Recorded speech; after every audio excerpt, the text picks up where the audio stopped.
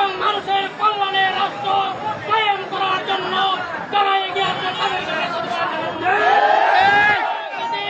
আপনাদেরকে নিবেদন করতে চাই, কোনো ভাঙচুরে যাবেন না, অশান্তিতে যাবেন না, কোনো স্থাপনা ধ্বংস করবেন না। যাও কিন্তু আছে সবে আমাদের দেশের সম্পদ, এই সম্পদকে আঘাত করবেন না। তোমার কাছে বিরক্ত আহ্বান রেখে শান্তি শৃঙ্খলার সাথে সবাই নির্বাচিত হয়ে যাবে। এই রক্তকে সকলকে ধন্যবাদ। আগামী দিনে দেখা হবে, রাজনীতি আবার দেখা হবে। বিচার চাই, বিচার চাই। তাদের বিচার চাই এবং এই ছাত্র জনতার আন্দোলনে যারা শহীদ হয়েছেন তাদের প্রত্যেকের বিচার চাই। আমাদের মা বোনদেরকে নির্যাতন করা হয়েছে তার বিচার চাই। যারা হাসপাতালে আছে তাদেরকে দ্রুত চিকিৎসার ব্যবস্থা করতে হবে, অবিলম্বে সবাইকে মুক্তি দিতে হবে।